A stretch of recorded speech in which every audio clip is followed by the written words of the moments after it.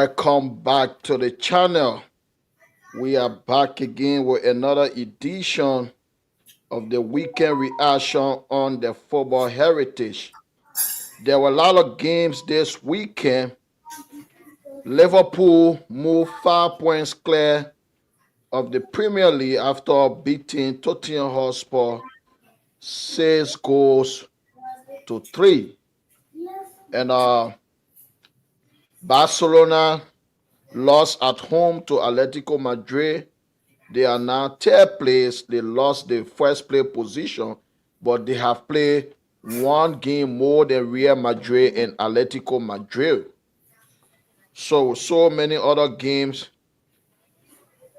Let's look at the first game for this reaction show. The Manchester United game at Old Trafford against Bournemouth. That was a disgraceful performance, lackluster, absolutely abysmal, particularly from the club captain Bruno Fernandes. He is a complete disgrace. He was horrendous today. He had an absolute stinker in that game today. And I don't know why, for what reason the manager kept him on for the entire game. And this has been going on for like 2 years now. Bruno Fernandes, he has been abysmal for the past 2 seasons. And Manchester United had a lot of opportunity today, but they failed to convert, particularly Bruno Fernandes. Man United had 19 shots, 19 opportunity today, but they failed to score. And Bournemouth, they were clinical. The first goal, a brilliant header to make it 1-0. The second goal, Justin Kluivert won the penalty. Mazraoui with a clumsy tackle. He won the penalty and he took it well, slotted in to the bottom corner of the net to make it 2-0. 2 minutes later, the Ghanaian international Antoine Semenyo made again 3-0.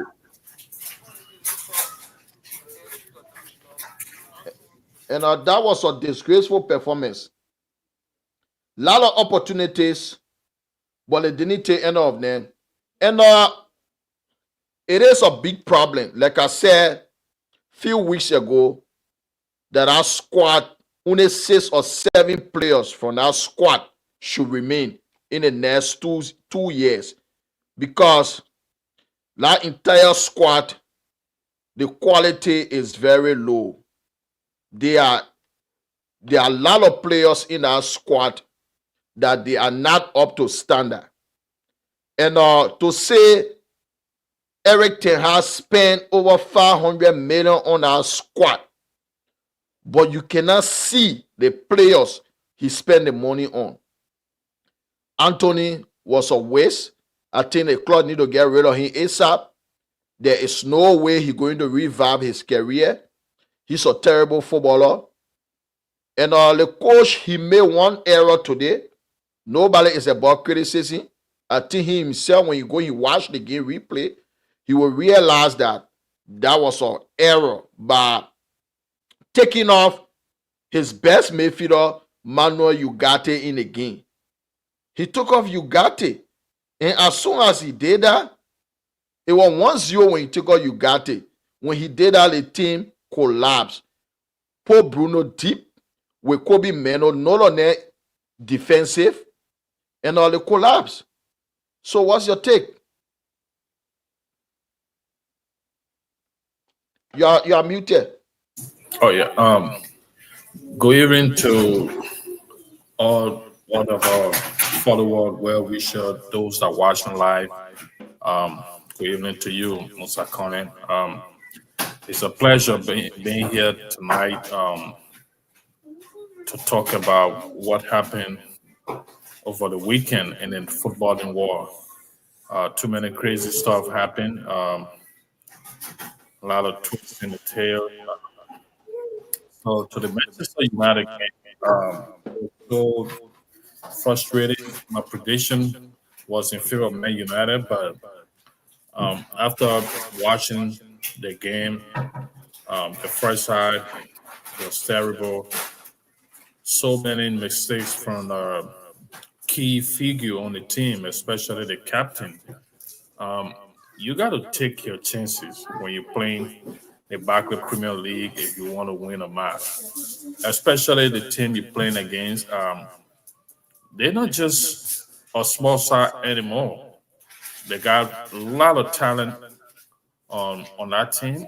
I mean, in that team, they got so many good guys that cause problem for defense.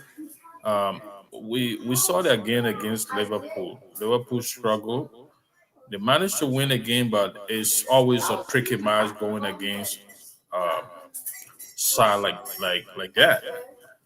Um, one thing I noticed in the Man United squad, the way they're playing, it's not going to help them. Defensively, they're very terrible. They concede from set pieces, easily. Fifty You watch, percent of Jello point. 50% of the goal considered this season from set pieces, and yeah, the average of the rest of the 19 teams just 11% goal considered from set pieces. yeah, that's terrible. Man United is a big, a very big club, a very big football institution. You got to find a way. If you realize that you're conceding from so many set pieces, find a way to stop conceding goals like that. Yeah, we saw it against during the Arsenal game. They conceded two goals from set pieces, and he going against smaller side or average team. He still conceding with the world class defenders that are playing in a Man United team. You know what I'm saying? Uh you got Delay, you got Martina, you got Miguel, all those guys in that defense to keep on conceding goals from set pieces is terrible. You can't be like that. If you want to be somewhere, you can continue to concede goal in that manner. So I saw the game today. The Mayfield was horrible. You know, giving the ball away, that's one aspect because you expect the opposing team to press for the ball. But if you give the ball away, your reaction should speak volume. Your reaction should speak to the fan, to the manager, that indeed you get the ball away, but you also eager to win it back. But it has not been a case of Man United. The players, you find few players on the team chasing, you know, here and there, going after the ball. But it's not going to help if you got only two, three players doing that. You got to get the whole team to chase. All right. Couple of movement today. Bruno Fernandes, he gave the ball away cheaply, and then he continued to miss important chances. When he scored 1-0, he had a couple of chances. He couldn't convert them. You play like that in the Premier League, you're going to find yourself somewhere where you don't want to be. And it's coming to Man United, not too far away from the bottom three. You know, with this kind of performance, game like this, you should be able to win. We agree now. You're not winning a bigger side like that, but it's a new beginning. You got new manager, new system, new environment for the manager. So they're kind of making it look like Manchester United problem is not even a manager problem. No, the players. You know, it's not a manager problem anymore. The attitude of the players, those that are on the team, those that are going on the field to play, their attitude is it's not acceptable. There should be Yeah. a player that deserves to play on Man United team. All right? You got guys who are there. I don't think they deserve being on that team because if you look at the history of Man United, the kind of players that are supposed to be there, the attitude, the way you perform when you go on the field, we don't see it. There's a lot of guys over there we don't see it from them. All right. So that performance, the performance today was terrible.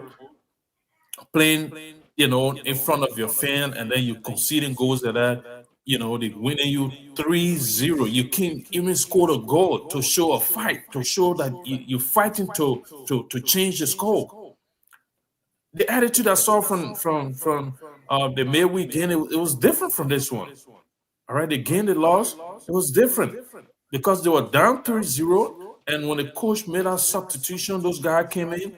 It was completely different. I thought it was going to carry the same spirit, the same idea to this game, into this game. But on the contrary, you can be playing things like baseball and you just sit back, you just playing like you already in the league. No, it's not going to work. Those guys are going to chase you. All right, they had a moment and they were clinical enough. They got 3 goals from Man United. So it's so frustrating from the perspective of Man United. The fans are frustrated. The coach is frustrated. He just came, he need result, and he's not getting the necessary result that he want. That's not a good start for him.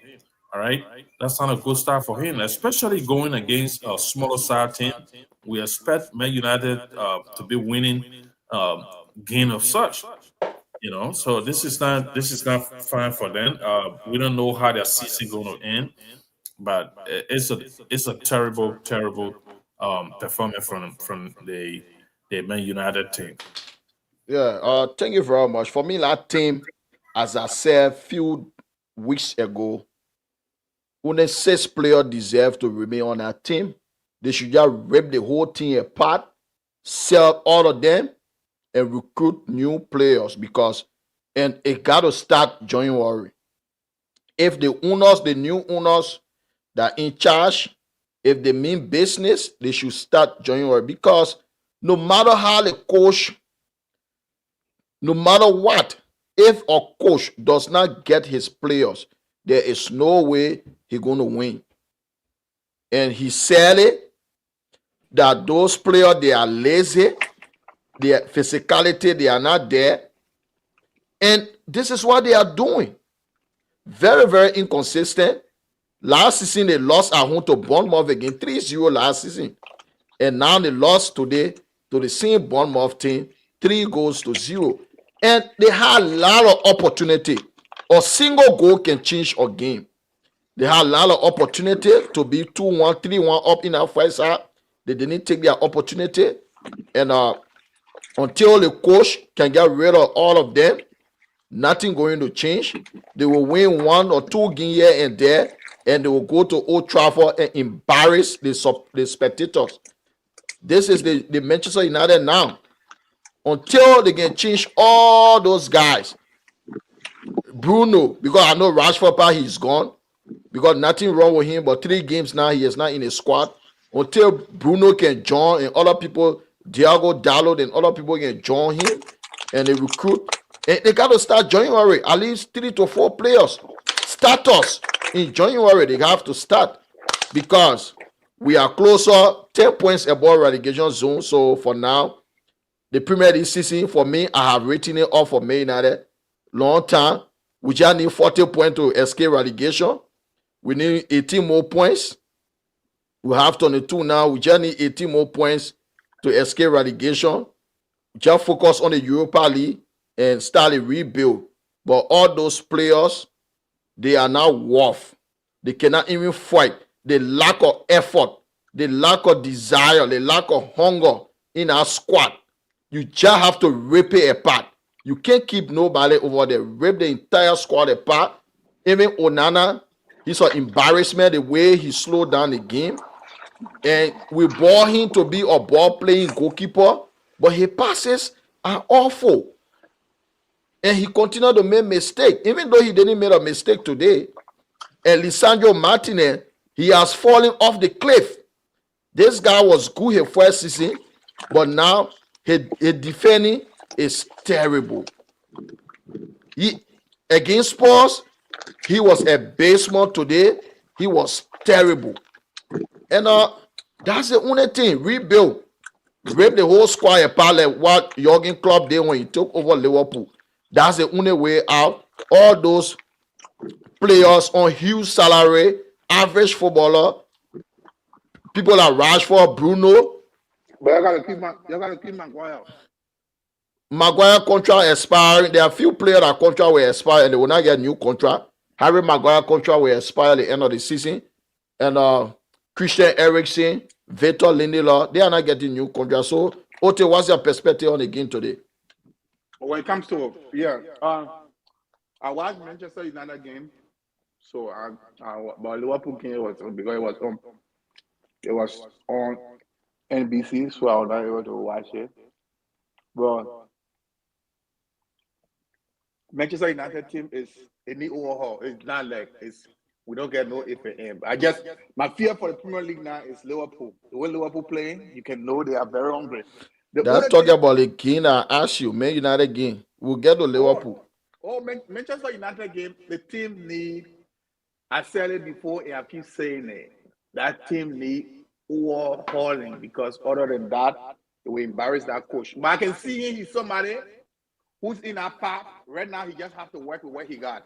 That's what he's doing right now. But I know definitely he's not even going to be like how other people like trying to emphasize. Oh, he need to rebuild the team from January to add up. But what I foresee, he will just bring few players in, but like when the season ends, just to keep the squad together, maintain certain place, maybe for Europa. If they're fortunate, because they still got a chance to still qualify for Champions League. There is nothing, it's not impossible. So Europa, keep the team in Europa. Relegation part, Manchester United will not have to be discussing that. They are not one of the teams that can go relegation. So, with 10 points clear. My man, just forget that thing. We are discussing. Manchester United another team that can go relegation. Let's discuss the players that are going to maintain. But I think that coach, you can see it from him. He's somebody that it's just that the ball hit the right time. The mistake that Manchester United made. I think you said it before, a part before we opened the podcast. Yeah, I said it this summer. They should get rid of Ten Hag. You said they should get rid of Ten Hag instead of even what I win, what up. FA Cup, no, it's unacceptable. You just need to get rid of his. Remember, you one man out against it. He said they had no right to get him contract. No. Just get rid of him and just start to rebuild the team. Bring a new, fresh coach and start to rebuild the team because he's not going to change. But I think they made that mistake, and then they brought in another coach in the middle of the season where it is very difficult for him. Players on contracts already, and then the team is in a position where you can't do nothing. You just have to work with what you got. So it's difficult for him. I just feel for him, but he's trying to manage in a way that things will be. But like the game today, Manchester United, poor finishing. Poor finishing. They had all the chances. Look at how they call him. Your ghost one-on-one, you and goalkeeper, defender come from the back and clear that ball in front of you. That kind of no kind of ambition to even get the game to. Even when they were 1-0 down, they still had the chances. 2-0 down, they still had chances. They did not make any impact. Bruno Fernandes lost in the ball as they going on counter attack. I don't know. I think like what you just said. I think that's what they need to do. Rip the squad apart. Rip it off. Apart and just try to rebuild a new team. Because even down to the defense, they are nothing. They just only few player, only two player. The defense two. You can build a squad around Lenny Euro. He's 18 years old. Young. The feature ahead of him. Delayed is 25. Good, but the rest of the other defender, Martinez, get rid of all of the end. That's the only way forward. Because right now, the coach, he has no option. Like I was saying, why the coach can try Malasia left wing back? He played first left wing back today. He was absolutely shocking. Shocking. No desire. Nothing. Complete embarrassment. I was even surprised at him because one of the players that everybody used to be. This is the reason why I don't want to hear any Manchester United fan telling the coach to play this player. He is the one seeing it on the training ground. We wanted for him to play the second choice goalkeeper.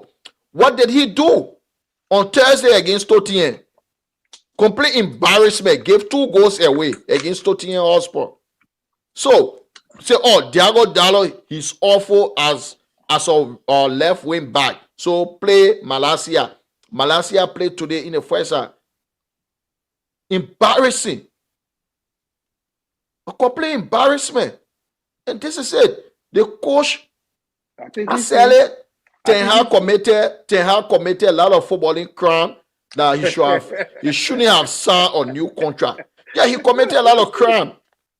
Ten Hag signing Anthony and leaving Mohamed Kudus. You coach both Mohamed Kudus and Anthony, but you left Kudus, who are available for £40 million, and signed Anthony, who is rubbish.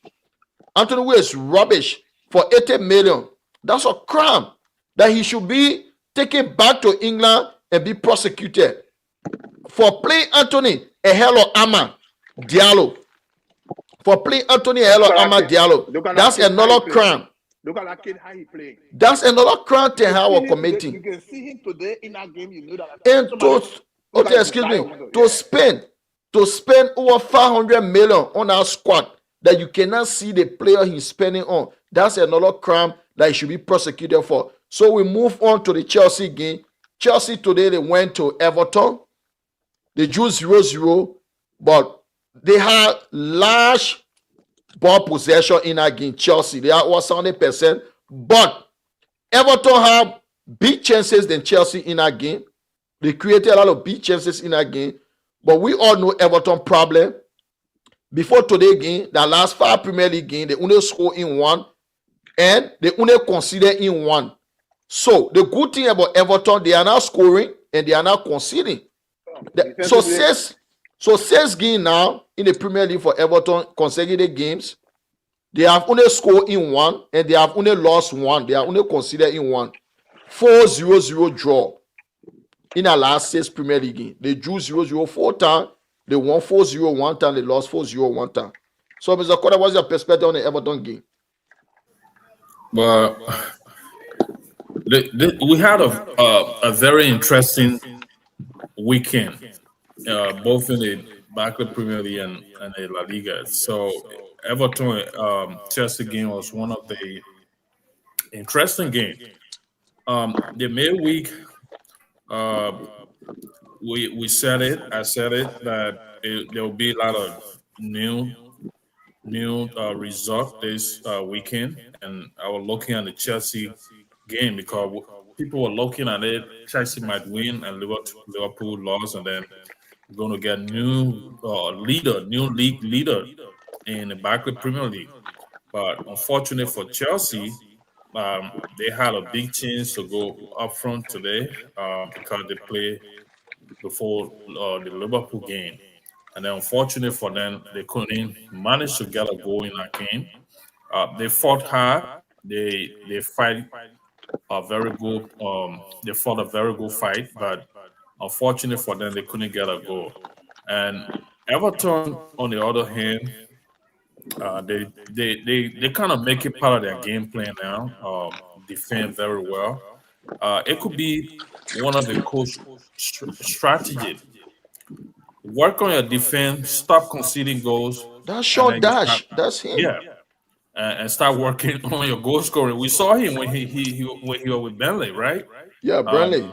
They used to play similar football, and Everton game changed since he took over, especially that hard defensive work. He make people to work defensively. It's part of a game plan, and it worked against Chelsea today.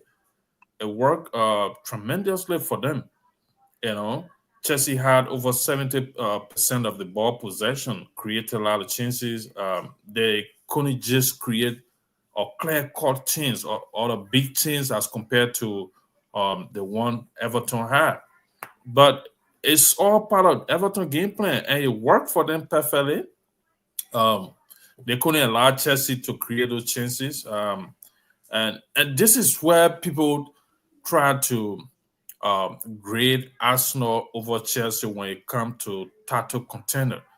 You got to be consistent. Those kind of game where you get a chance to go on top of the table, you got to take it. you got to make the impossible possible. You know, so people looking at it from that perspective, maybe Chelsea is not prepared for that kind of game. They are not ready. They got a lot of young players. They're still working on that team, and they've been saying it through all the players. The players saying it in the interview. The manager saying it in his interview that you know the family dream about winning the title, but for them, they just want to keep their heads up high to win games. They're not thinking about title, or they are not title contender. It might be part of their game plan, but equally so, they know mentally, physically, they're not prepared. They're winning games, but you got to be prepared to be a title contender. You got to get a team that crucial matches to win. And it was not a game. It was one of the game today. This game could have put Chelsea in a very good position, because Arsenal won. They tapped Arsenal a couple of points, and now they had a chance to maintain that gap between them and Arsenal, and they also had a chance if they could win a match, go first play, and wait for Liverpool game result. It didn't work out for them. This is the Premier League. It's always like that. When you're up there as the leader of the table, or the leader of the league, or first, second place, those games are very crucial for the teams that you're going against. It could be even the bottom 10, the last thing on the table. You go into them, it's a different game. This is the Premier League. The mentality of those teams, they're trying to survive. They're trying to get something out of, if they can win a tough game, they should get at least a point. A point is better than zero. This is the mentality of them. And we saw in Everton game, you saw the fighting spirit today. They fought very hard. And at the end of the day, it pays off for them. They got shared a point. It was so frustrating for Chelsea. Chelsea really wanted to win that game. Now they dropped 2 points. A kind of like 5 points down between they and Liverpool. They was kind of close when Liverpool drew 2 games in succession. Chelsea managed to win those games, and they came very closer. So this is how the Premier League look. It kind of off and on. Like you said it on one of the show, Musa said it that every teams will drop points somehow, and we've seen it. We saw Liverpool drop 4 points in 2 games. That was huge. All right. Now Chelsea, the last 5 games, they won it. And then this game, they just dropped another 2 points and Liverpool happened to win. Arsenal won as well.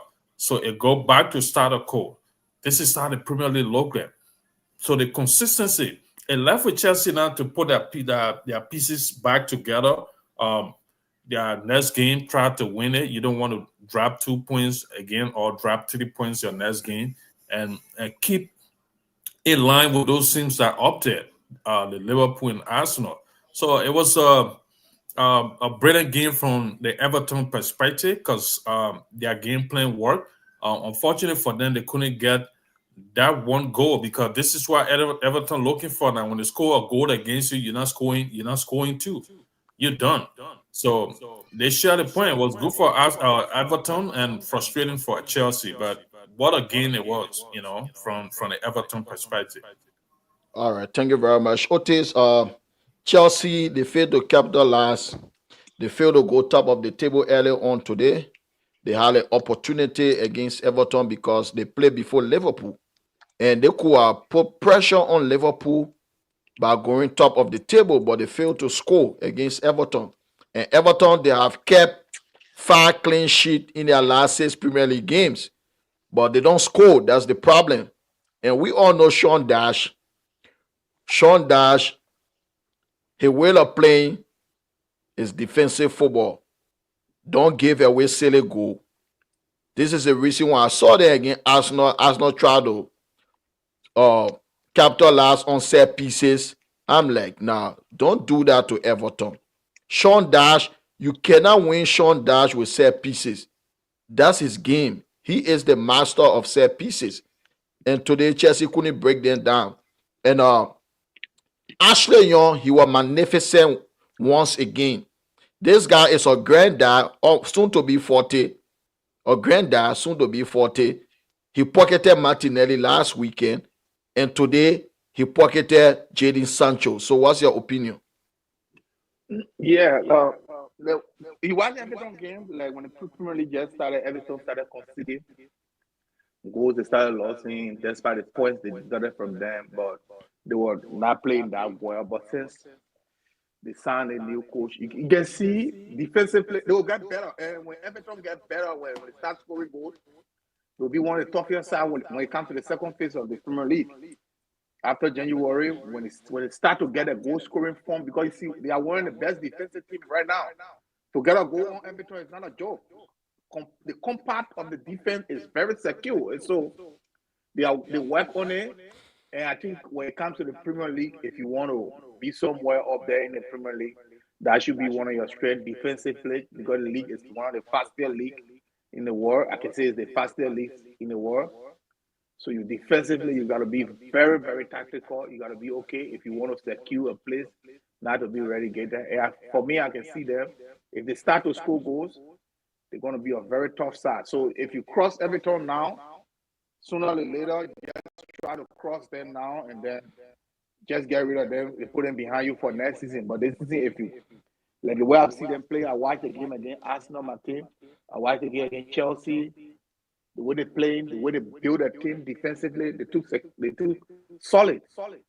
Then a lot of the smaller teams in the Premier League now. So they just for them to start getting goals. But for me, that game I knew that the way they play Arsenal, they let you possess the ball. They don't rush to you. They don't give you they don't like move on you to say like a smaller team, like, oh, we have to go back to back. No. They let you hold the ball, come to them defensively, and then they get a clock themselves for you to not get the spaces through. So it was a nice game today, but I knew Otis, I start to worry about Everton as a Liverpool sympathizer with the Austin game. You know, yeah. Yeah, man, the secure no, trust me. I start to worry on it because this guy and the manager, the guy, he very good. He very good at that. He Defensively, know if you how to watch it, build a defense. You That know. the manager like can play for 0-0. Sean Dash. The man you he get the man favorite defender from Burnley to Everton, Tarkowski. The man still keeping Tarkowski right now. Tarkowski, Oh, you I mean, transfer him, right? yeah, Tarkowski. Anything I may go, Okay. even I may go, may you Arsenal in carrying Tarkowski. The man believe in Tarkowski. because I We never now seen him move. that game plan. Yeah, we now move on to the Arsenal game. Saturday, Arsenal they were away to at Selhurst Park against Crystal Palace, and they demolished Crystal Palace 5-1. Gabriel Jesus scoring a double. Kai Havertz scored, Martinelli and Declan Rice. Ismaila Sarr scored a lone goal for Crystal Palace. Arsenal started the game well. They started well, high intensity, and they scored early on in the game, but Ismaila Sarr equalized few minutes later. Then Gabriel Jesus again scored to make it 2-1. But the problem in that game, Arsenal, they were very clinical because the scoreline doesn't say the entire story of the game. If Crystal Palace, if they were clinical enough, they could have scored at least 4 goals in that game. They had a lot of chances. Particularly, the goalkeeper, Arsenal goalkeeper, he made some errors, and their defender, their world best defender, William Saliba also, he made an error like Matata failed to capitalize on 1v1, and they had a lot of opportunity in that game. This is the difference between a big team and a small team. Small teams sometimes they can have a lot of opportunity, but they don't take them. So when they went beyond 3-1, it was over. They already gave up, and Arsenal crucified them 5-1. Otis, what's your perspective on the game? for me right now, Arsenal, the playing ball. Like the way he changed the form of the players, I want to see 2-3 games from now. With the Crystal Palace games, the intensity in that game, like the way I saw that playing, they were playing well. But they have to prove, they have to certify me. I know I have to go beyond because I gave up on in a few days where they had a lot of games that are supposed to capitalize that Liverpool draw. and they didn't make use of this game, and it was kind of very, very, very, very embarrassing to really Arsenal fans. But let's see. That's the Premier League. We don't know the face of the Premier League. Like Jesus, goals can put you in form. He's a creative player. Sometimes when you start scoring, the kind of goals you're scoring, it puts you in form because the how the football game works. The more you start getting game times and you start scoring goals, you get into that form. So let's see 2, 3 games from now. Though I've seen the games that they get ahead, our games that will get ahead, it's kind of that much, not that tough as we think, but that's the Premier League. You can't estimate any other team in the Premier League. But that game was they beat Crystal Palace in the FA Cup. I knew that they were going to crucify them. So it was just the score was too high. Carabao I never Cup, not expected. FA Cup, the Oh Carabao yeah, the Cup. Carabao Cup. Yeah, the Carabao Cup. I never expected the scores to be that much up to 5, but at least in the Premier League, I expected because when you beat somebody in the Premier League, like the first round, the second round, it can be that tough. But I never expected it to be that easy like the way Arsenal take the game on. But I know we just want to see them going further and see how they will handle the next 3 games. Then before I can be able to say yes, I think they get back on the winning way. All right, thank you very much, Ote. Mr. Conor, Arsenal won 5-1, and they played some brilliant football on Sunday. The resurrection of Gabriel Jesus, according to the Arsenal supporter. And for me, I will just say one thing before I come to you. Jesus' form is not surprising. The transfer window is around the corner. This guy, he's the second higher paid player on the team. And Arsenal trying to get rid of him. And he cannot go to any team and make over 250,000 a week. No team. So he has to put in the work, and this is what he's doing. So for Arteta not to sign a new striker, and it will be a gamble if Arteta fail to sign a new striker in the January transfer window. Number one, Jesus is injury prone. Number two, Jesus, he can lose form anytime. This is Jesus from Man City. He's now a prolific goal scorer. So what's your reaction to that game on Saturday? Well, brilliant performance from Arsenal. That was um, a brilliant performance. They needed that, and they were very much clinical. They created some decent chances, and they took advantage of those chances. And this is how you play the Barclay Premier League, especially. You just play this team couple of days ago, and you're going back to play the same team on a weekend. You know, you won them the first leg. I mean, the first time you played them in Club Record in May week, and then the weekend. It just showed that they come in with different spirit, and Arsenal resisted that. They stood firm and they created those chances. They scored goals and they won the game. That was a very good performance from Arsenal, and they also gave some level of confidence to Gabriel Jesus. He been down for so long, not scoring goals, underperforming. He needed those, goal to regain his confidence. So scoring a hat trick midweek against the team, and then you come back and score a brace. That was a very good performance from him. I know Arsenal gonna keep, giving some chances to start because he been on the bench of recent. So this is the Premier League. You want to win the Premier League. You want to be somewhere. You got to score goals. We said this before, and we will continue to say it. The reason why Mo and Liverpool kind of consistent the past 5 years is just around that era is because of that of Mo Salah goal contribution and his assist contribution. So every good team need a marks man, somebody who can score above 20 to 25 to 30 goals in a season. You know, Arsenal need that. They need that kind of player. And I don't think from my point of view, Jesus can provide that service for Arsenal. The fact of the matter, this guy doesn't play straight 10 games without, going on the sideline with injury or dropping form. And that's bad. Arsenal will be looking at it from that point. But again, the manager chose to use this guy. He brought him over, on board, uh, gave him huge wages. He making that money. He was brought to do the job to score goals for the team. But what Ateta failed to realize before bringing this guy is not a prolific. He's not a prolific goal scorer that give you 20 to 25 goals consistently. Even if you add his goal and the assist, he can reach that mark. All right. But again, you got other individual on the team that's scoring goals. Arsenal need that kind of team spirit. Not only relying on one player to score goal. You need two, three players that score goals. Every games, one of them got to get one or two goals. If you get that set of team, you will start to see the improvement and the consistency of the team performances in terms of winning games. You need that.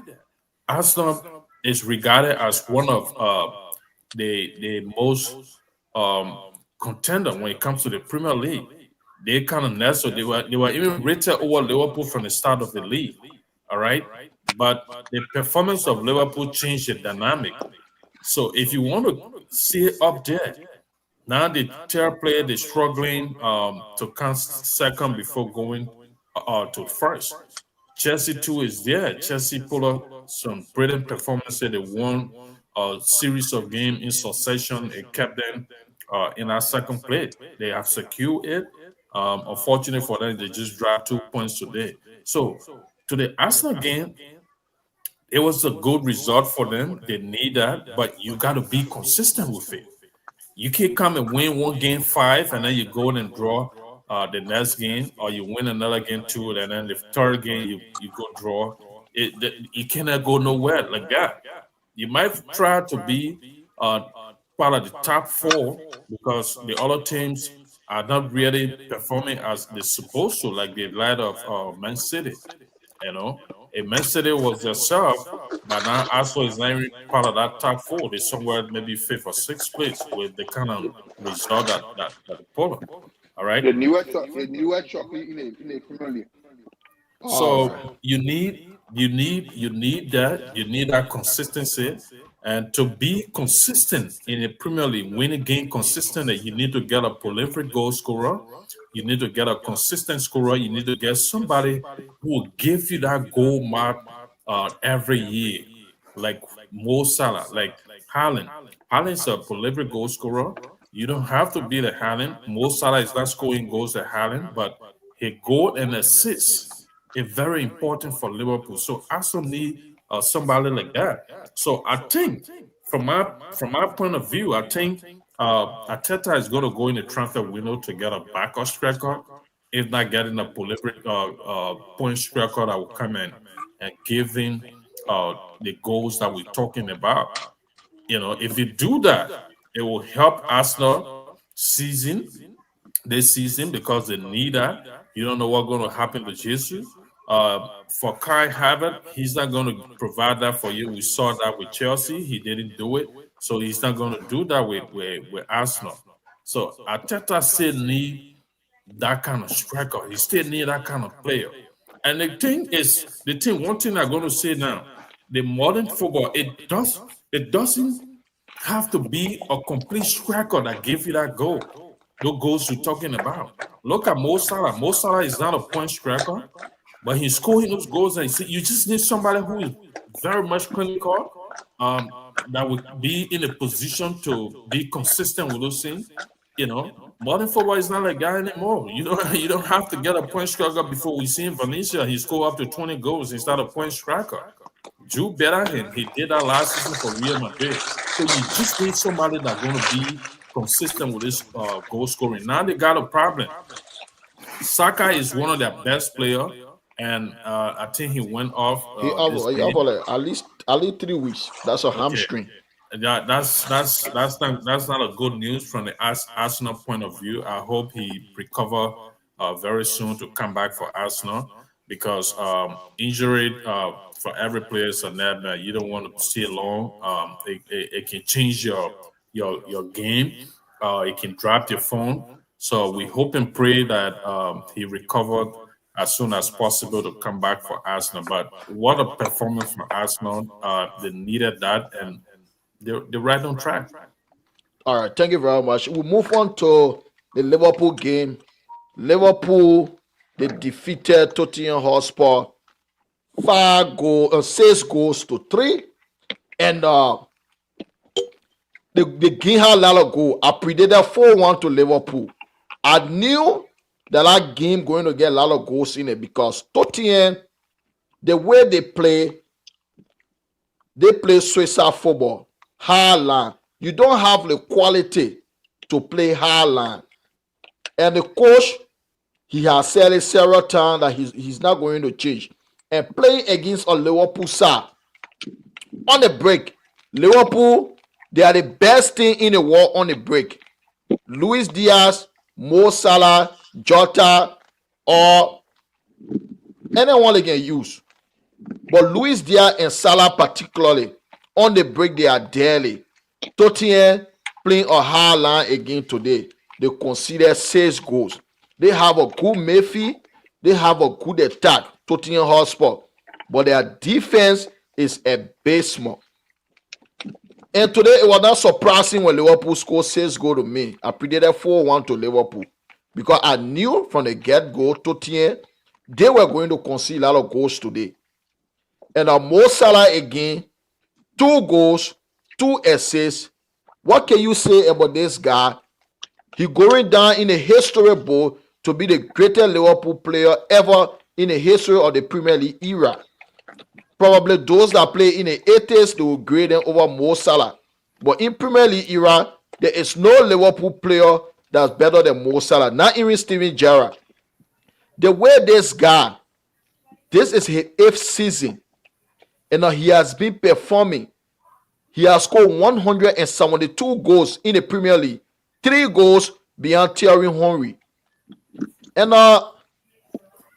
Salah, few games from now, he's going to surpass Henry. And I think Liverpool going to win the Premier League. And in 8th season, Thierry Henry won 2 Premier League titles. He didn't win the Champions League. If Salah win the Premier League, for me, Premier League all-time great. I don't want to hear about people talking based on sentiment. Salah should be above Thierry Henry. The only reason the mainstream media don't talk about Salah that much because Salah is not European or he's not from Brazil or Argentina. He is not Saladino or Salino. But if he were from Brazil, the whole world will be talking about this guy. He is the higher goal scorer right now in the Premier League with 15 goals. And it will surprise you. Salah have the higher assists in the Premier League also. The highest goal and higher assists. But the mainstream media will sit down. Those guys, they know nothing about football, most of them. They will tell you Cole Palmer is the best player in the Premier League. They will tell you Bukayo Saka is the best player in the Premier League. They will tell you all those things. But it's glaring. Mo Salah is the best player in the Premier League. Whether you like it or not, the stats are there to prove it. He has the most goal. He has the higher assists. And his team is top of the league. So what can you say about this guy? There is no word to describe Mo Salah. This guy, he's a sensational footballer. And if Liverpool doesn't give this guy what he wants, I don't know what to say because he deserves everything. If Marcus Rashford can be on £325,000 per week, Mo Salah should be on $1 million per week. Mo Salah should be on $1 million per week, £1 million British pound, not even dollar.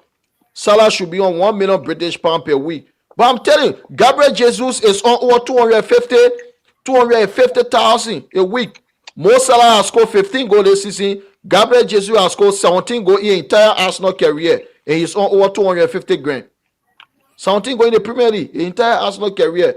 So Salah should be on 1 million because he is doing the work. It's because of Mo Salah, Liverpool in this position. Without Salah, Liverpool cannot be in this position. Not just his goal, his assist, and the way They just caught you Tottenham today. It was sensational. They scored few goals on a break. You cannot play suicide football against this Liverpool squad. This is the same thing I say. I say if Barcelona fan, they should pray hard. But if any stage in the Champions League they meet Liverpool, Liverpool may score 8-9 against Barcelona. I'm telling you. You cannot play suicide football against this Liverpool team. No, you gotta go in a little bit deep. You can't bring your line on the halfway line. They're going to break that offside trap. And it's a corner. Let me come to you, be a Liverpool fan. What's your take today? Well, today game it was so fascinating. It's one of the best weekend I ever had this season. Well, I don't know how to describe that game, but the game was really, really enjoyable. What I saw from Liverpool today is unbelievable. I've seen them playing. I've seen them doing a whole lot of stuff, but today it was just incredible. Mo Salah again. We talk about this guy. We talk about him over and over in the game. And he's the best player. Arguably, he's the best player in the Premier League right now. You can't argue that. The facts are there. And from the Liverpool perspective, their game plan worked. They knew Spurs were coming with that Swiss side football to come and play against Liverpool with a high line defense. I think the coach, it was a mistake for him. Sometimes you got to change your tactics. Depends the team you're going against. I expected that from the coach today, and he did it. He came with the same game plan, and that was a terrible mistake. You seen this Liverpool team we're talking about. Disregard who's going to start in front. They're going to be among the front three. Once Mo Salah and Dia is there, you got to change your game plan. Those two guys, they are very fast. You know, Jota is not that fast when it comes to pace, but he's very clinical. He know how to finish. And the Liverpool coach read the Spurs defense. They don't have a good defense, and he knew they were coming with the same high line. So he started Mo Salah, Luis Diaz, Gakpo. and Capo. That was a brilliant trio. You know, you can't stop them. Spurs, they couldn't do it. And then what shocked me more, you considered 3 goals. Still, you don't want to change your game plan. What are you thinking? All right, what are you thinking? So when they did that, Liverpool decided to be a little bit careless with that defense and just keep scoring because they know that those guys got a very good scorer off from. They got Son, they got Solanke. Kulusevski, and a former Liverpool striker is there. Solanke. Solanke. Those guys are good as well. You know, Liverpool got a tough defense, but since the absence of Konate, they started conceding a couple of goals. Konate makes that defense more solid than Joe Gomez. So, coming back to the game, Liverpool was they were just sensational. In every aspect of the game, they created chances upon chances. They controlled the game. Again, this guy in the midfield, Ryan Gravenberg. This guy is unbelievable. He and Alessi Maestad, those two guys, especially Gravenberg. This is a guy that have played almost every minute of Liverpool game this season. And he's not dropping for. He just keep on improving game after game. He controls the game with Bosuma in the midfield, Papi's side. You know, they couldn't find them 14 in our midfield today because of this guy. And still, the sport coach couldn't change the game plan. He still continued to play the same way. How can you do that? Well, what a game today. What a game. Brilliant goals from both teams. The goals from Mo Salah, the assist from him. You talk about this guy being one of the best, and the media kind of sideline him. They don't talk about him. Yeah, that's obvious. He's African. We know that's not a big deal. But The reality is there. People saying it. People seeing this guy performing. They're saying it. They just don't want to talk about it because it's going to overshadow other players. It's going to overshadow their favorite. That's the problem.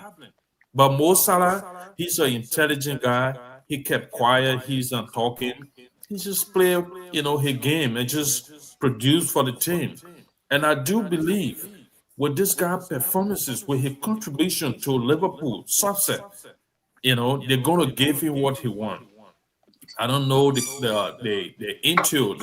duty of the contract that they're negotiating, be it the wages of the tenure. But at the end of the day, I know for sure you got to do it because this guy have been the engine. The Liverpool have had great players. The current team got so many talented guys. The like of Van Dijk in the defense, Alisson, Beckett in the goal. Those are people that contributing to that success. But this guy, come on, Mo Salah. We're talking about Mo Salah. We're talking about his goal and assist, his contribution. How he tear defend apart. When this guy he's on top of his game, I don't see any defense in the Premier League that can stop him. He's not a dribbling check, but the pace and his IQ, most of that IQ in a game as compared to other players in the Premier League is just unbelievable. And because of that, because of Mo Salah um, current performances and a presence on Liverpool team make Liverpool to be where they are today. He's just one person. I agree. Somebody might argue it's a whole team effort. Absolutely, they'll be absolutely right. But individual brilliancy, individual contribution, look at it. Look at it. How can you rate Bukayo Saka and Cole Palmer over Mo Salah? That's insane. You know, that's being biased. We know this. We're not going to talk about it. We're just going to say what we got to say. We just give our view. Again, this is my view. This is how I feel. And the facts are there. If you look at the numbers of goals this guy's scoring on every season, there's no way you would doubt it that he's not one of the best for the past 3 or 4 years. But they will go to individual award. This guy is not mentioned, and he never comment about it. He just keep quiet. I like his intelligence. He's a brilliant footballer. So regardless of what they do, he's not cared about it. He's just cared about playing his game and just contribute towards the team's success. And he's doing that perfectly. All right. From the Spurs perspective, they were just horrible today. They couldn't just stand on Liverpool. They had some good movement, but with the game plan coming against Liverpool, it just didn't work for them. So it made that defense to be a terrible one. Those guys were all over the place, man. I knew that they couldn't um, stand the strength of the wrath of Liverpool today. I predicted 3 goals, 3 goals to 1, I think so, or 3-0. But they they believed I had there would be a lot of goals. I knew that Spurs could score, and I also had a belief that Liverpool could score more goals, and definitely that happened.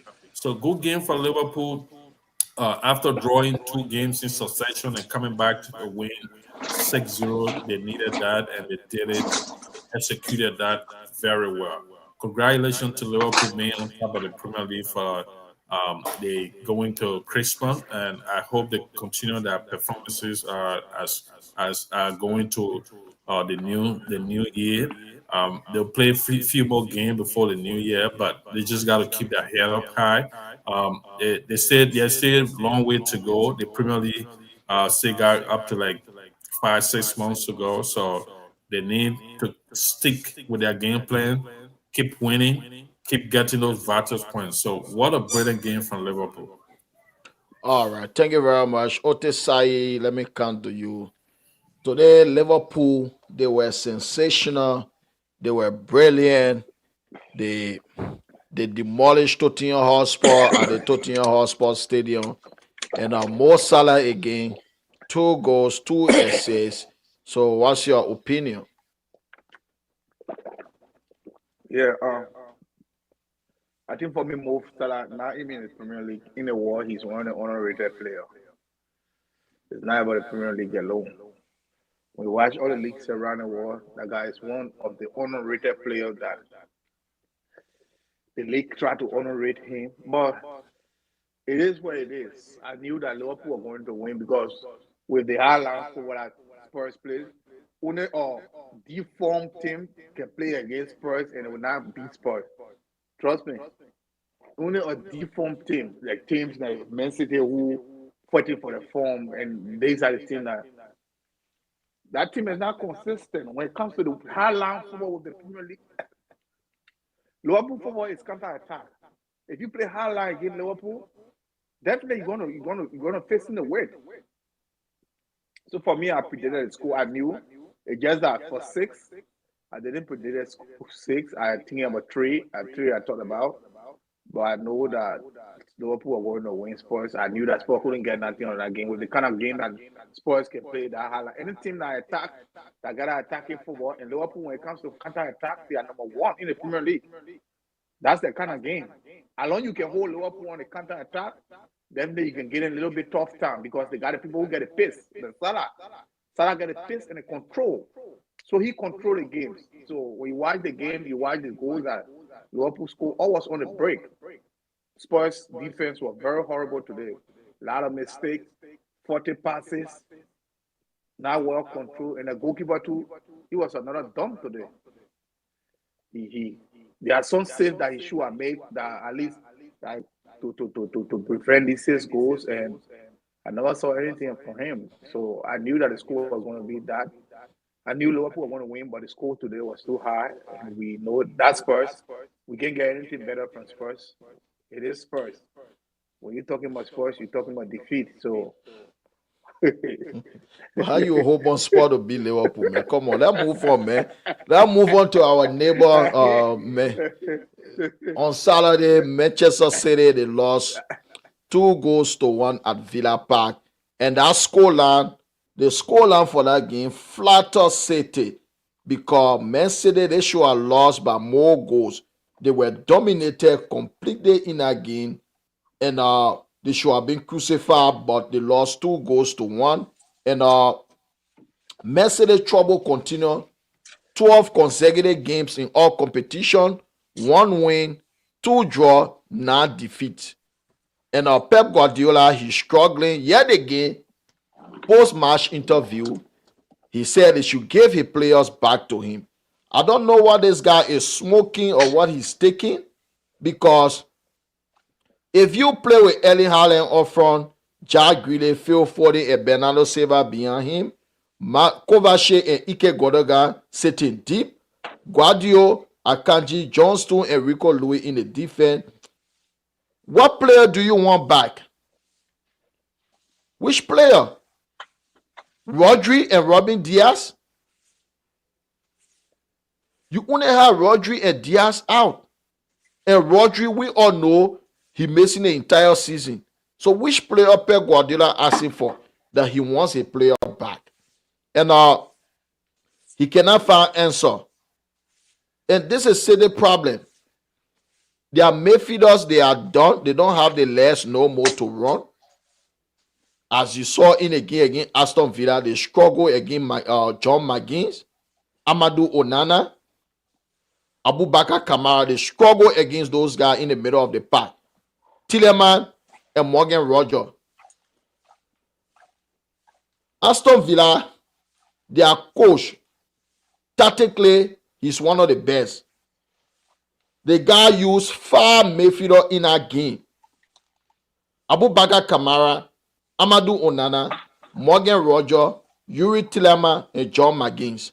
No direct winger, 5 midfielders. 1 striker, John Duran.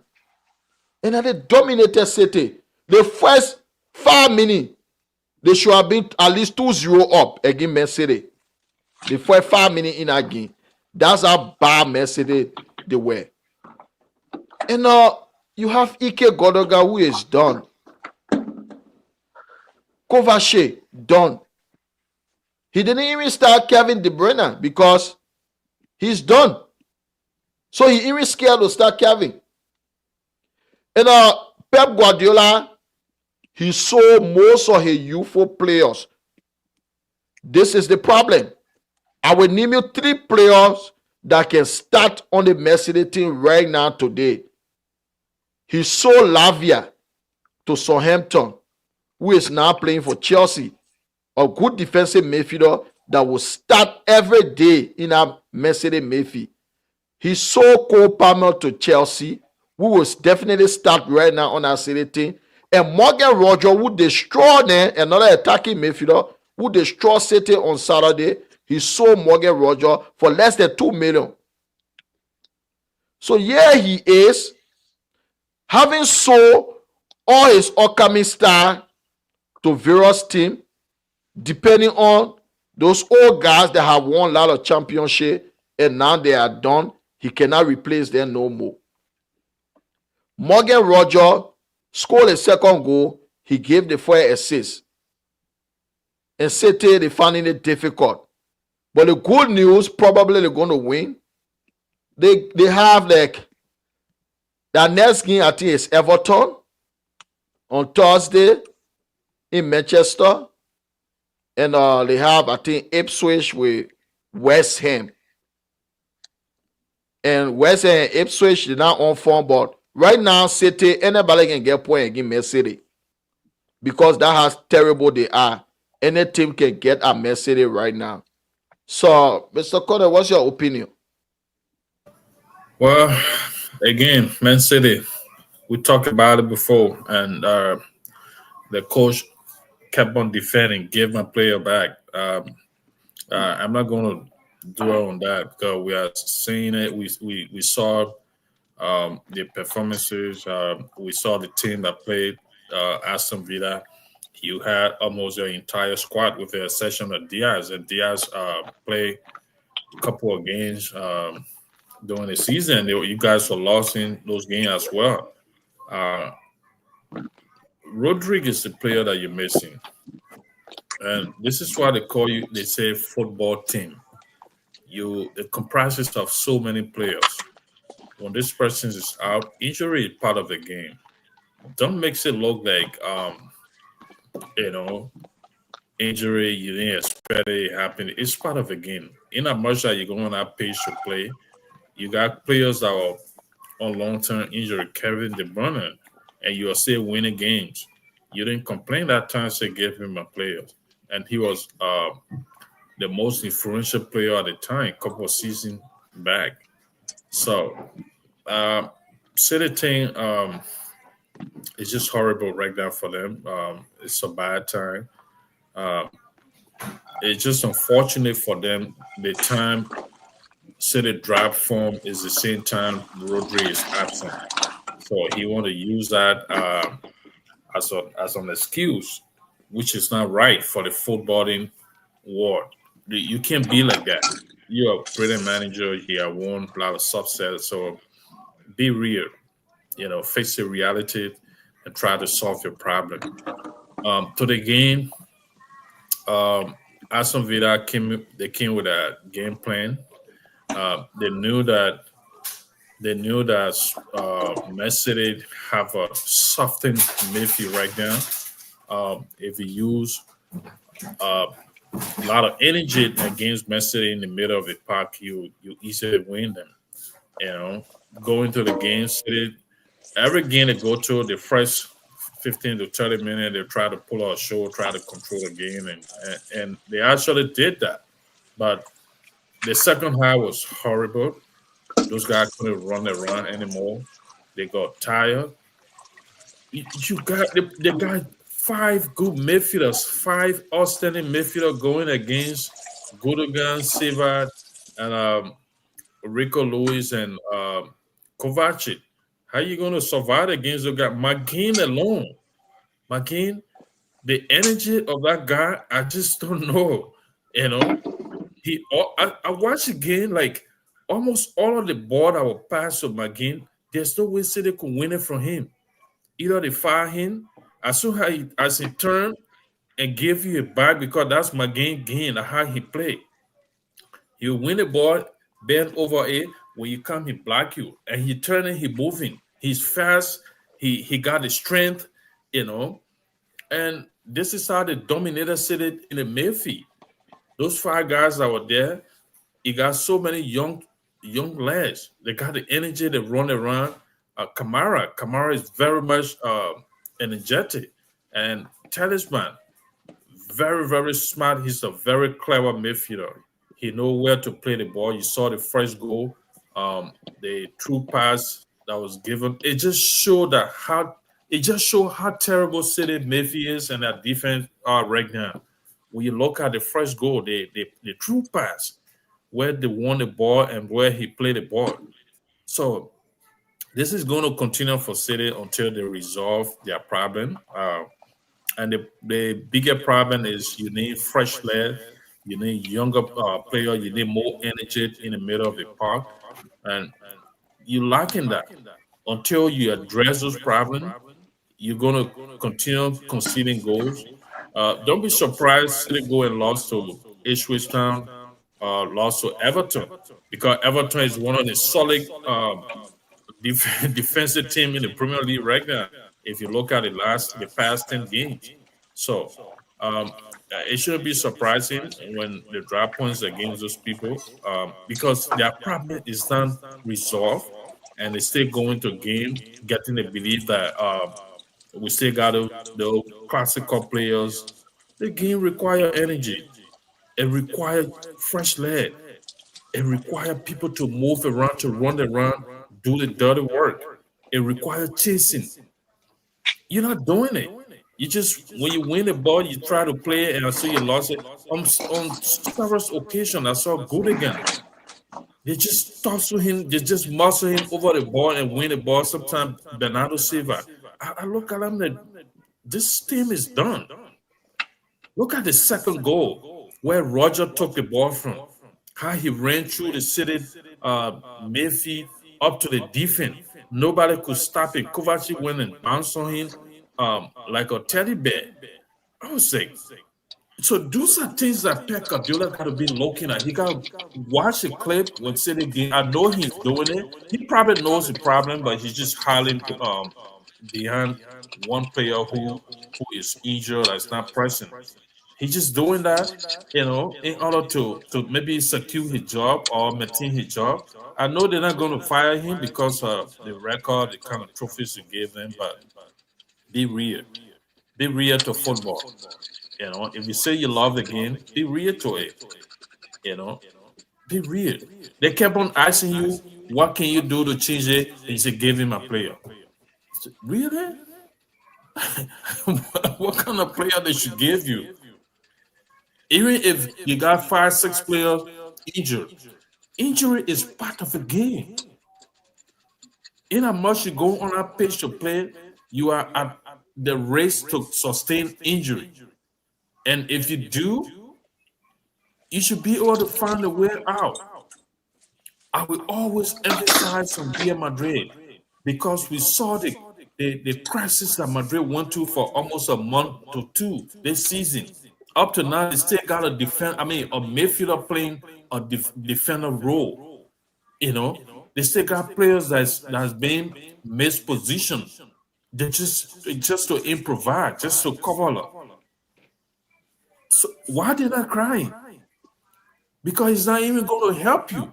You think when you cry and say, give him a player, people will feel sorry for you. Say, oh, City doing this is happening to Man City because they got injury player. No. You're a big team. You claim to be one of the best team or the best team in the world. All right? You won the Premier League how many times in a row? So we expect you to be at that level. When injury can face it and resolve the problem and move on. This is the first time a big team to lose the number again in the Barclays Premier League of recent. All right? And this is Man City. So this is not about injury. It's about players that are aging, players that are tired. I look at Kyle Walker when he came in again. It was because of the same thing he couldn't even start Kyle Walker again at Aston Villa. Because he lacked the pace right now. He dropped form. He dropped pace. And he was one of those that Roger Howard ran to score the second goal to create that chance, and he scored a goal as well. So it just showed that there's no way City can come out of there if they can resolve some of those things. The January transfer here, I know they're working undercover to bring in some players to save their season, and they have to do that. We're not even talking about them winning the Premier League. I have said this: if City win the Premier League this season, they're gonna need miracle to do that. You All right. need miracle to do that, and I don't see where that miracle is going to come from. So, good game plan from Aston Villa from the Villa perspective. They executed that plan very well. They secured 3 points, and their manager is a very intelligent one. He's one of the best manager in that Premier League that people don't look at like that. If you see where he took Aston Villa from, now they're playing the Champions League football, and now they're competing, in the Barclays Premier League as well. They're up there. They're trying to qualify for the Champions League again. So you got to give them some credit. They don't have too many world class players, maybe one or two, but they're playing under the very good manager that know how to execute game plan and stick to it and get results. So it was a vital 3 point for Aston Villa. Still, they need to get back to that closet, go back to that closet, and see how best they can resolve that crisis. This is an injury crisis. It's a crisis of um, tireless. It's a crisis of aging player. It's a crisis of player being underperforming. So face the reality, do what you can do as a technician, and resolve the problem. All right. Thank Once you very again, much. I listen to Aston Villa. Thank you very much. Ote, let me come to you. City on Saturday, they lost again. It is now on news because they have lost 9 of their last 12 games in all competition. They are really, really struggling. They were a complete shamble on Saturday against Villa. And Villa, they deserve to win by more goals, but poor finishing made them to win only 2 goals to 1. Villa dominated Man City, dominated the Mayfield, and Kovacic struggle, Godogan struggle. Even though Phil Foden he scored, but he also struggled. And there is a certain Jack Grealish who have now scored for a year now. 1 year without a goal, one calendar year without a single goal. But the English media won't talk about it. No, you don't see it. You don't hear them talking about Grealish. This guy, apart from this season, since he joined Man City, he has been abysmal. And this is the same, like the first show we had. We talked about Pep Guardiola. For me, how Pep Guardiola, he has taken the entertainment from the game. Jack Grealish used to entertain. Pep Guardiola's system, he used the player like robot. You have to stay in certain position and you just pass the ball. You cannot entertain anybody. Everything is based on system. This is the reason why when you see some of the players in Pep Guardiola's system, they will look like world class, but a lot of them are average footballer. The system make them look like world class player. And he has ruined Jack Grealish. We can talk so and talk so about Grealish poor performance, but we all know Jack Grealish. He was a very good footballer at Aston Villa. He used to dribble past 2, 3 person, but now he cannot even dribble past a single defender. And at one time, Thierry Henry said it when you're on Barcelona, Guardiola, the position Guardiola told him to be, he left from that position, he scored. Immediately, Guardiola substituted him. That he didn't follow instruction. Just imagine, you score a goal, but because the coach, he says to you, be right there, stand over there, don't move. You only have to go this way. But he left the instruction, he scored, they substituted him. And this is the problem. Erling Haaland was a Borussia Dortmund, a fast attacking team, counter attack. Sometimes he used to count down for the ball. with pace. But now he's like a robot. He just have to stand, wait for the pass. If the pass doesn't come, that's it. And this is the issue. Guardiola, Musa, I'm not cutting you off. I was when I was watching the city again. Erling Haaland won like 77. It went like 77 minutes again. No attempt.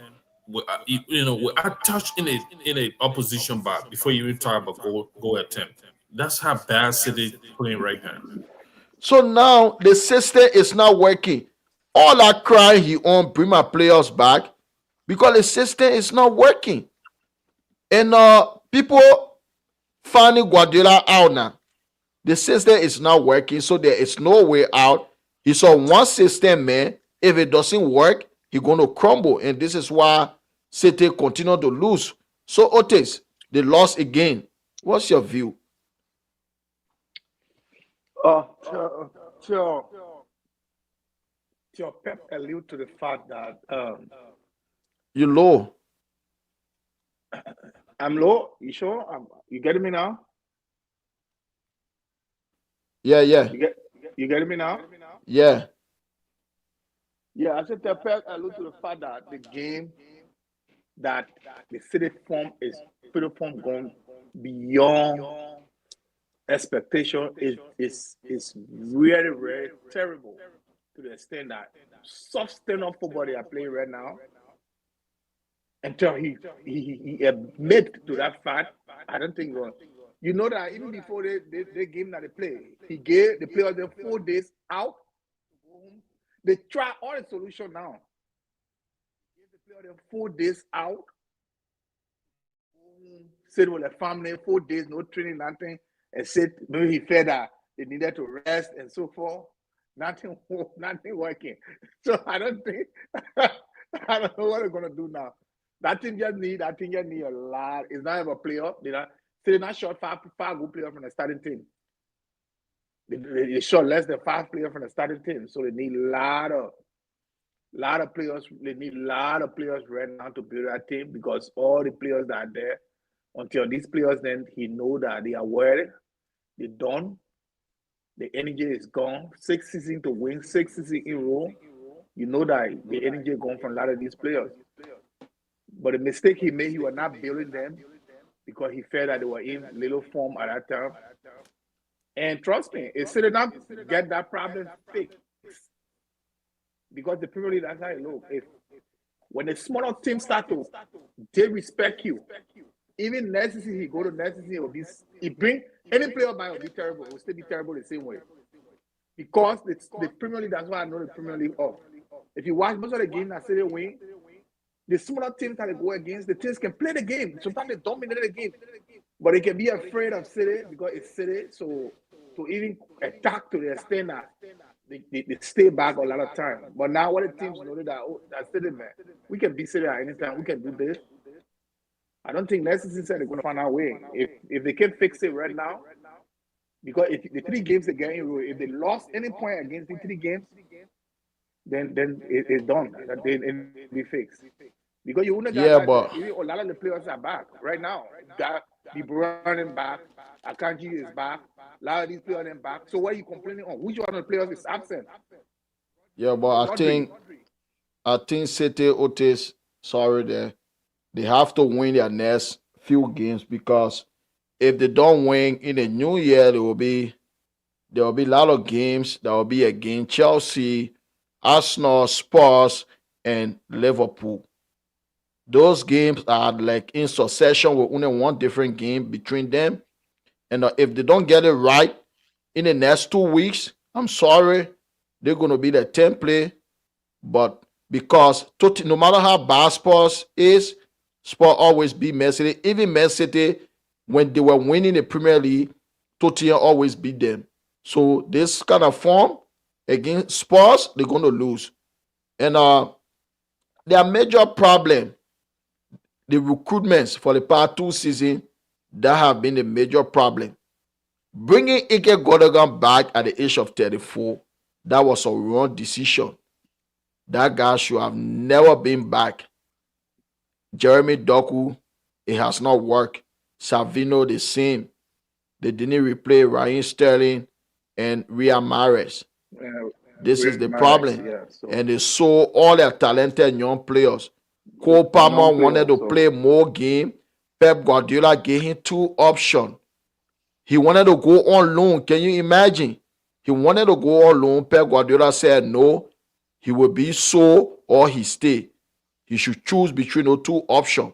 So he said, okay, but then sell me. And he sold the man for 45 million. So can you imagine? If you want Cole Palmer now, especially a British player, like 100 million. yeah, They're 100, going to charge 100 you million. over 100 million right now. So we move on to the La Liga. On Saturday, Barcelona lost at home to Atletico Madrid. Barcelona dominated the entire first half. They had a lot of opportunity. Pedri scored a brilliant goal for them in the first half. They were up 1-0. And Atletico Madrid, they were terrible in that first half. They were dreadful. Zero shot on target in the first half. Zero shot off target. Total shot zero. They barely leave their half in that first half. They were so terrible that I thought Barcelona was going to win 3-4-5. But as you know, Diego Simeone, he's like Sean Dash.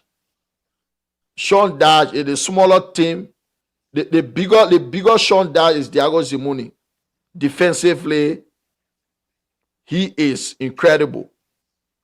And on second half, all of a sudden, Atletico Madrid, they started to create some chances. And they equalized through the Argentine midfielder Rodrigo De Paul. 1-1. And after that, Barcelona had a lot of chances to score, particularly their informed, the most informed player apart from Lamine Yamal on Barcelona, Rafinha. He had two clear-cut scoring opportunities, but he didn't take them. And almost the last kick of the game, Atletico Madrid, a brilliant counter attack after Rafinha lost the ball, and they score in the last second of the game to win 2-1. Atletico Madrid, they have now won 12 consecutive games. Their last 12 games in all competition, they won all, 0 draw, 0 defeat, and they are now sitting top of the La Liga table, having played one game less than Barcelona. Barcelona now, they are third play. They have played one game more than Real Madrid, one game more than Atletico Madrid. So, Mr. Corner, what's your opinion on that game? Well, that game was not one of the best games for Atletico Madrid, but you know they got the 3 points. That's what matter. Um, Barcelona controlled the game throughout, created a lot of chances. They had more chances than Atletico Madrid. They had some clear cut chances as well, but they couldn't utilize their chances. They were playing a terrible game. I mean, Atletico Madrid, they were playing a very bad game, not creating chances, giving the ball away, trying to defend. Um, I nearly walk out of that game when I was watching it, but I knew that it was a big game that, you know, regardless who's in the lead, you got to wait for the 90 minutes because anything can happen in those games. So Barcelona was not clinical enough uh, to take advantage of their chances. They played a brilliant game. They created chances. They controlled the game. They kind of played halfway in Atletico Madrid territory.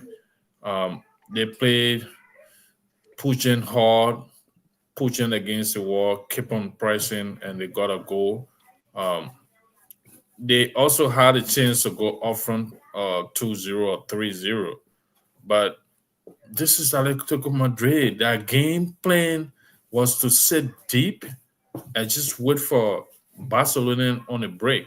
They tried a couple of times, but the trap was, kind of catching them. The Haaland defense Barcelona is playing right now.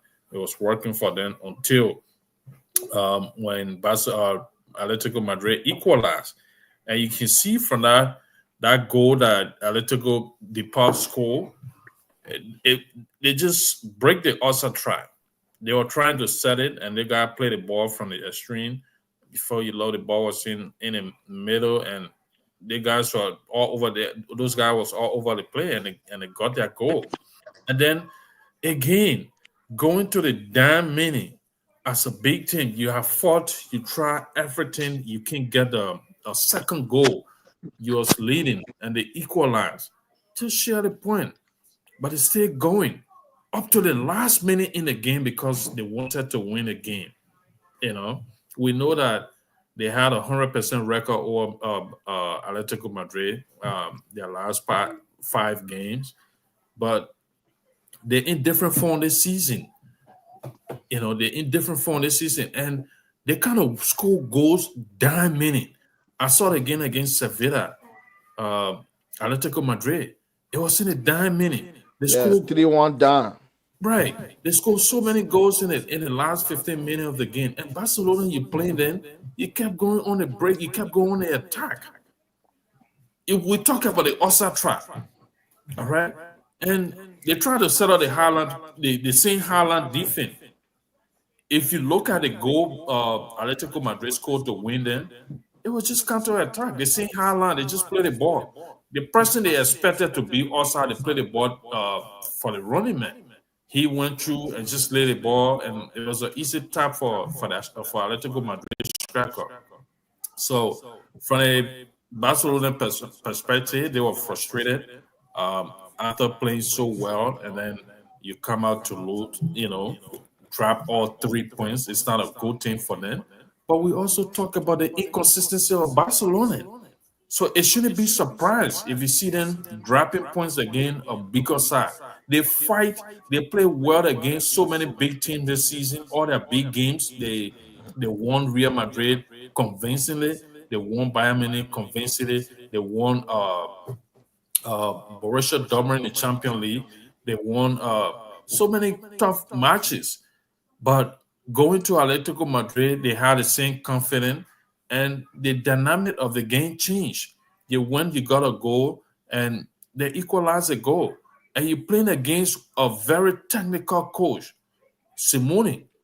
He kind of studied Barcelona. He know that they're playing their hard. The system Barcelona playing with this season is different from the other system they've been playing against him. So he came with a game plan, just said deep that they're going to get caught. Even if you try 2, 3 times but want to go through, and then what happened? The last minute, you just play that ball, and it was an easy tap for the attacker, and it was so frustrating. All of their players all over the place, crying, frustrated. But this is why you get paid if you decide to play the kind of Highland defense that we're talking about. Some game you got to change your plan. If everybody know you to be the exact person, sometimes they come at you differently. And what Atletico did, Atletico Madrid didn't care about ball possession or creating so many. They just needed that moment, and they got that moment the right time.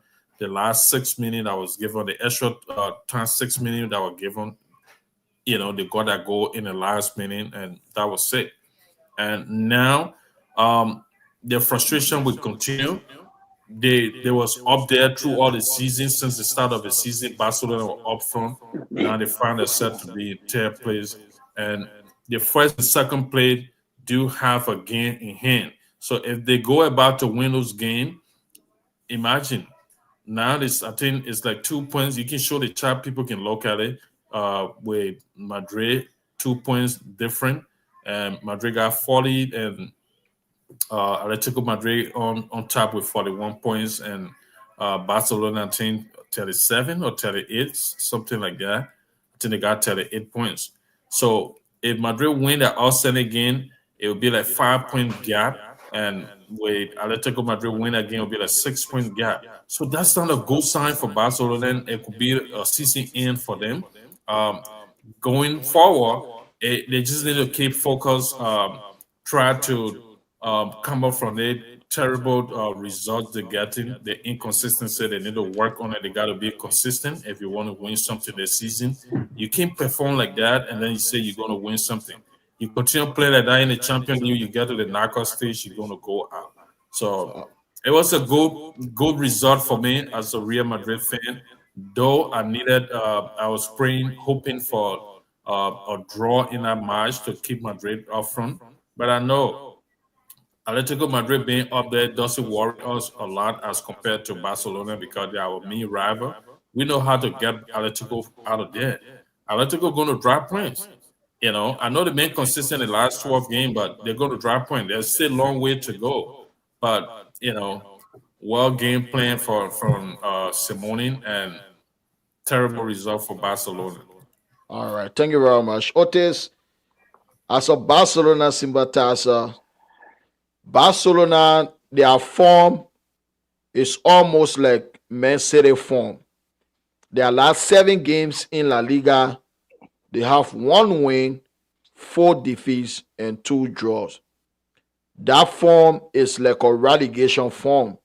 You cannot play 7 consecutive games and win 1, lose 4. And Barcelona started the season, Ote.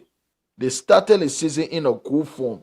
They were sensational. Lamine Yamal, Robert Lewandowski, Rafinha, everybody was scoring. And since like a curse, since they won against Real Madrid at the Santiago Bernabeu, they have been terrible in that game. And probably they celebrated too early because after that game, they were all in the dressing room, the away dressing room, celebrating that they have won La Liga or the Champions League. But here we are. They have struggled since they won against Real Madrid.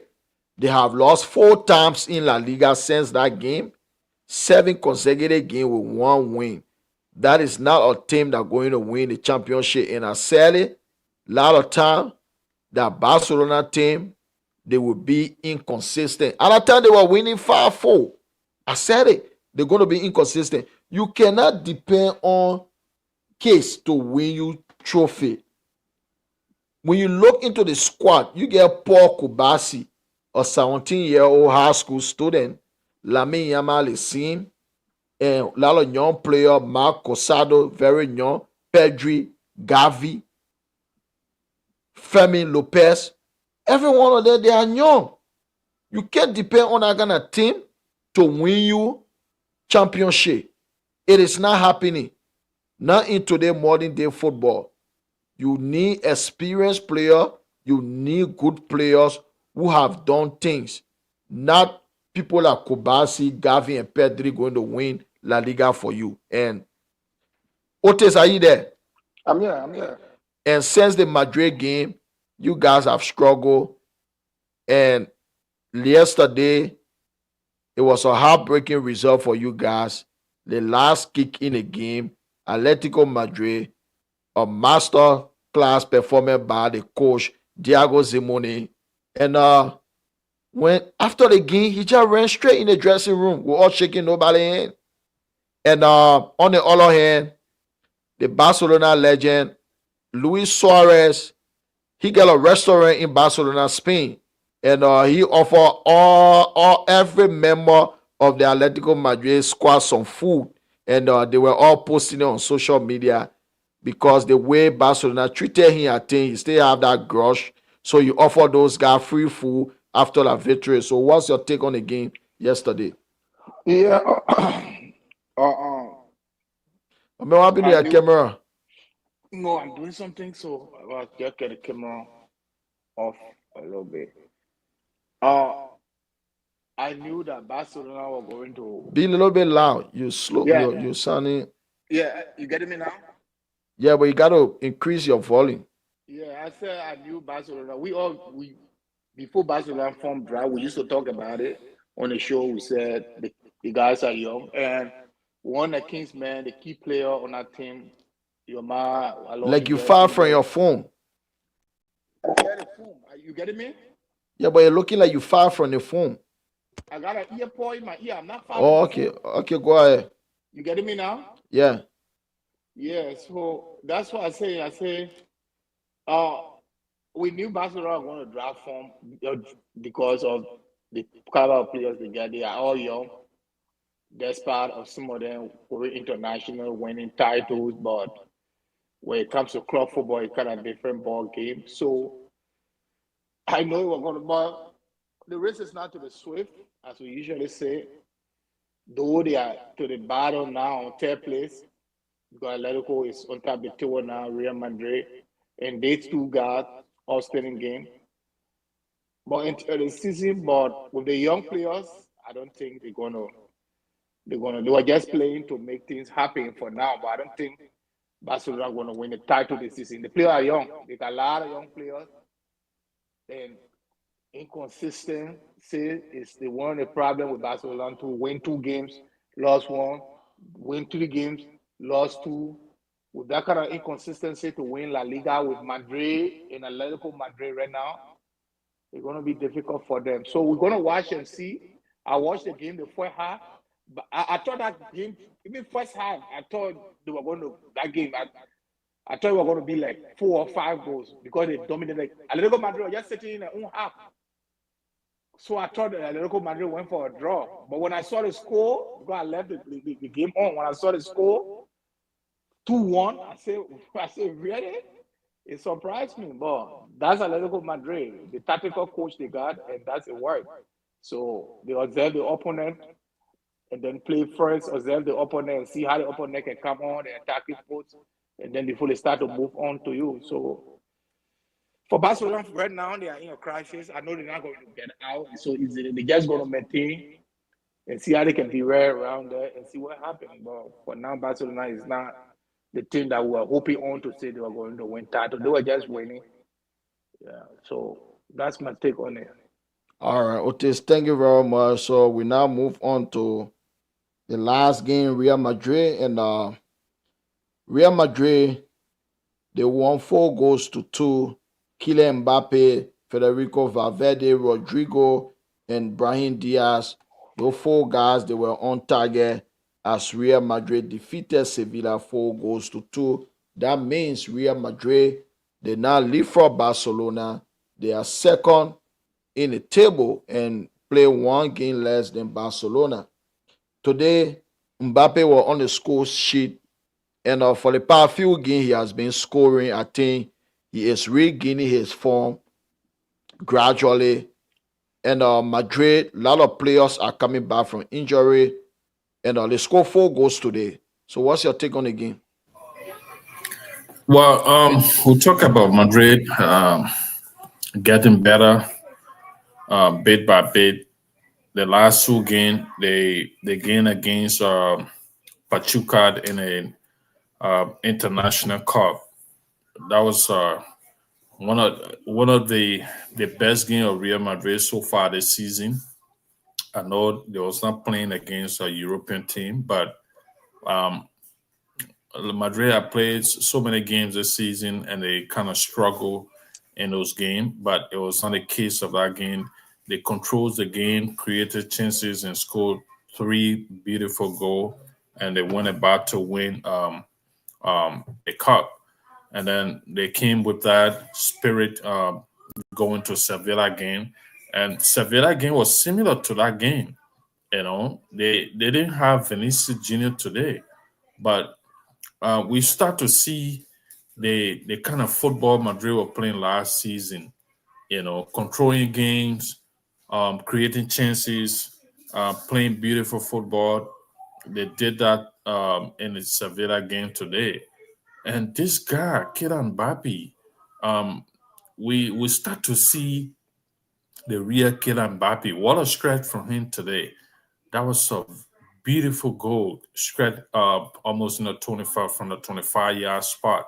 That was a brilliant performance. Beside the goal today, his game was totally different. You could see Kylian Mbappe taking on players, coming deep, collecting the ball, going up front, trying to make things happen. And he was really on top of his game today. Let's Real Madrid, the entire team. And I saw Ceballos in the midfield today. He started to play, winning ball from the opposition, sliding, winning ball. So they're trying to get themselves together. Real Madrid understand that they are not been at their best this season. They've been playing so many terrible games. Despite the result of those games. They won some games that they don't deserve winning. As a Real Madrid fan, I must admit to that because if the opposing team played and dominate, create a lot of chances, and you went about to win again somehow, those things happen this season, but the game today was totally different in every aspect. Madrid dominated the match, created a lot of chances, the ball possession, um, take some player corner kicks and all this stuff. So this is a good sign for Real Madrid, and it's bad for Barcelona because when those guys find their footing, when they grab that kind of rhythm that Madrid usually play with, where they go like 15 games unbeaten, they just winning games. There's no way that you're going to come around them.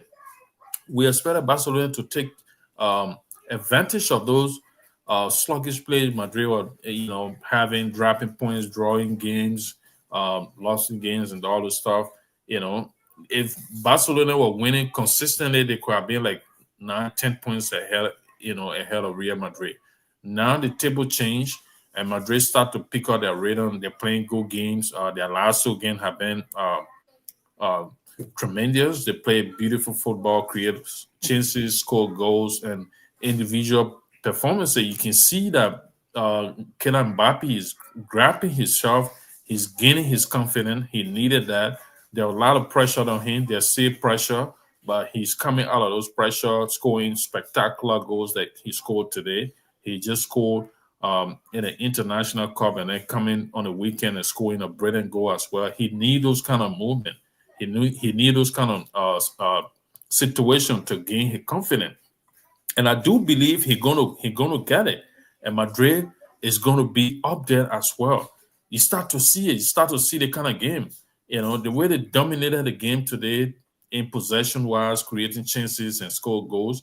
And this is the last game for Real Madrid of this year. They will be coming back in January after the winter break. So we hope to see the same kind of football they played today when they get back. It's just good for them right now. I know they are now on top of the table. They hasn't been there, but somebody came from third play and they go straight on top and on top of the table. That's the beauty of the game. It's the beauty of the competition. This is where champions stand firm to try to fight to be up there. Barcelona can still put out a fight. They can still put out a fight to come and challenge, but I think Madrid is in a very good position right now to win the La Liga. Thank you very much. Ote Sai, are you there? I'm here. I'm here. Okay, Real Madrid, they they have struggled, particularly in the Champions League, and they also struggle domestically, and they have a lot of injuries this season, and their players are coming back, but now they are above their main rival Barcelona in the table, having played one game less than Barcelona. And the Mbappe, he is finding his feet. He is scoring goals, and Barcelona are struggling now since they defeated Real Madrid. So, what's your take on the game today? Yeah. Oh, Real Madrid, we do. Are you getting me? Loud and clear.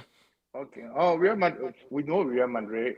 They just needed to pick up a little bit. They got a couple of players, and I'm so happy for Mbappe. At least he's picking up in form now because there was a lot of criticism surrounding his transfer to Andre, where people thought he was not going to make up to that expectation. And most especially the critics, the people who never wanted him to leave and go to Madrid. So, but I'm happy for his form. But we know that it's Madrid. They're gonna do what they can do. It's just that sometimes injuries come in the game and then try to draft form. They had a lot of injury this season.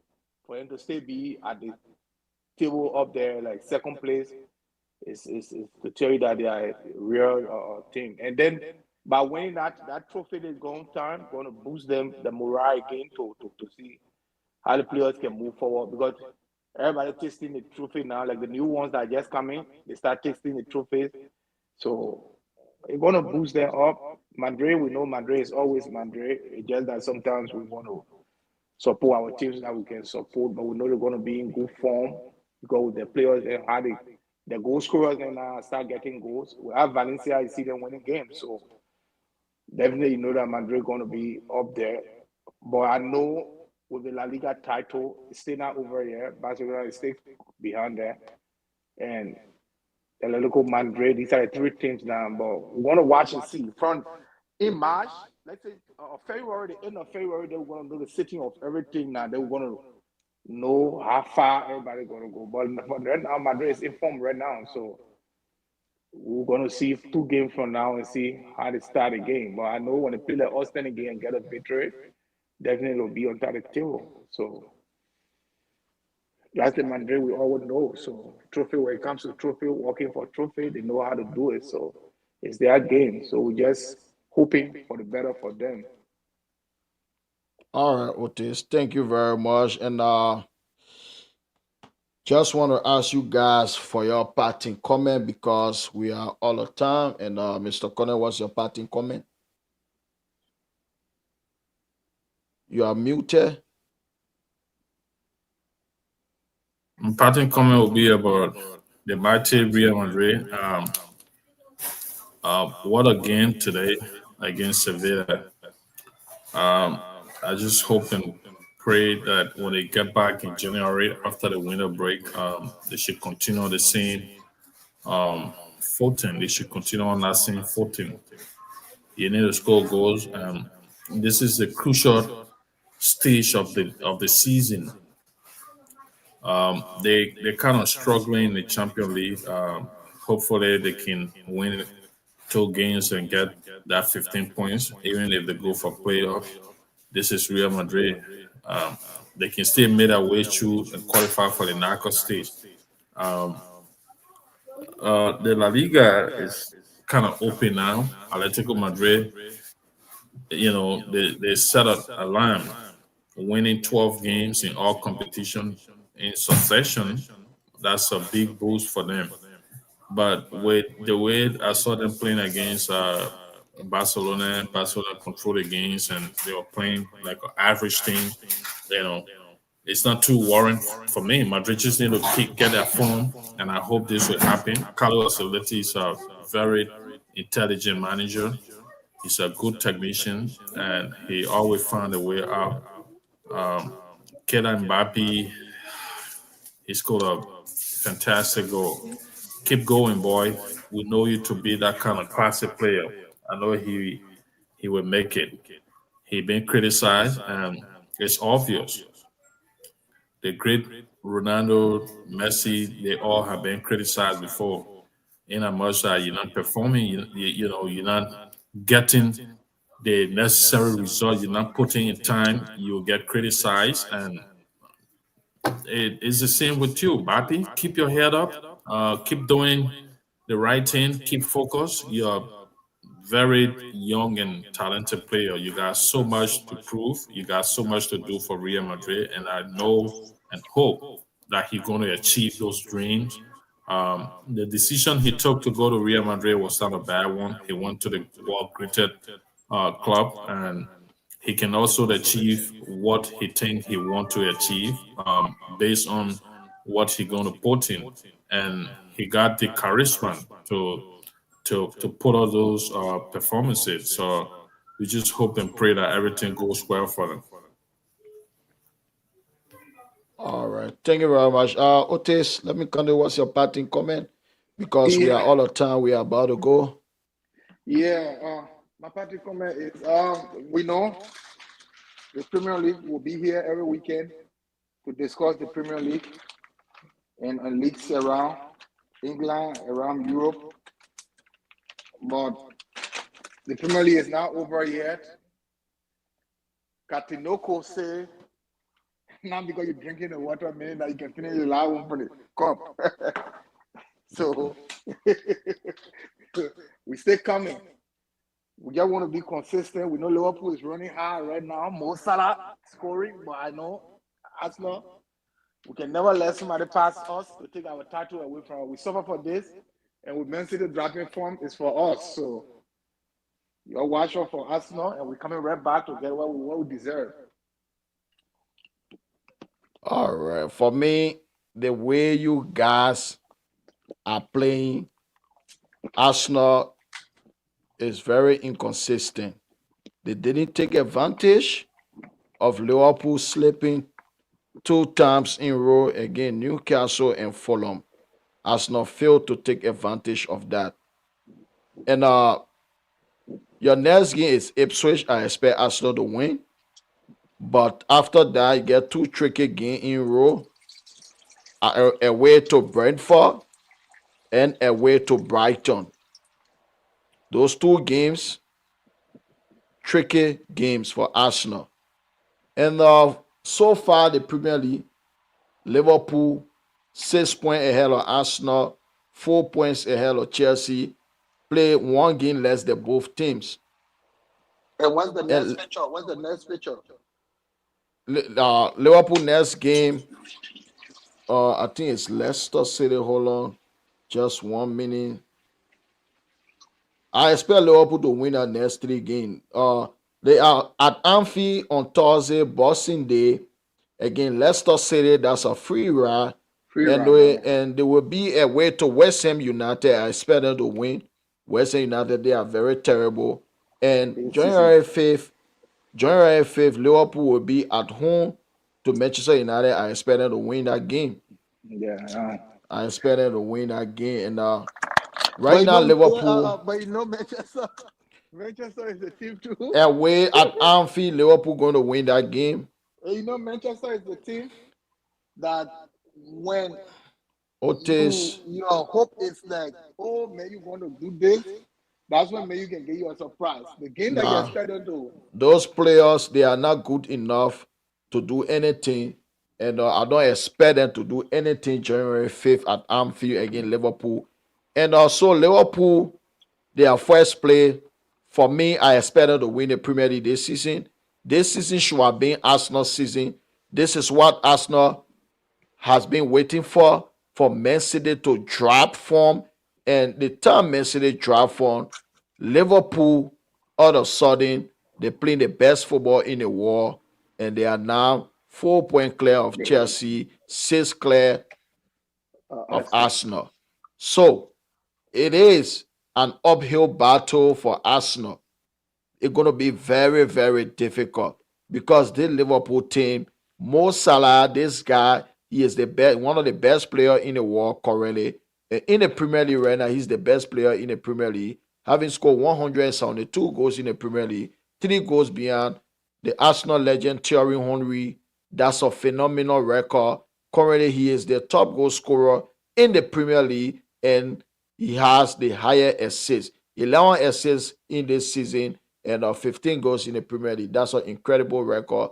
Salah continued to score and assist. And on the back, they have the best defense in the Premier League. Virgil van Dijk is doing extremely well at the back. They also have the best goalkeeper in the Premier League, Alisson. So for me, with all that, Liverpool, they will be too strong for Arsenal and Chelsea. For Chelsea, they're going to be inconsistent at some stage of this season because their defense is not good enough and their goalkeeper is not good enough. Arsenal, the same. When the captain is missing, they struggle. Now Saka is missing. Let's see how they're going to cope. So, gentlemen, if you are not yet subscribed to the Football Heritage, the link is in the description again. Please subscribe. Our road to 2K subscriber. The link is there. Please subscribe If you watch this on Facebook later, please, the link is also in the description on Facebook, but I want you to go to YouTube and subscribe because we only have 1 month to be bringing it simultaneously on YouTube and Facebook because the end of January will only bring this program on YouTube direct. Please subscribe to the program on YouTube.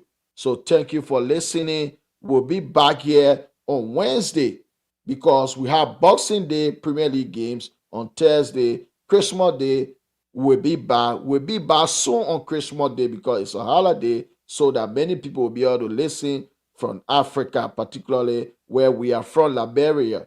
And thank you once more. You guys can have a pleasant night. Peace. We are all of you.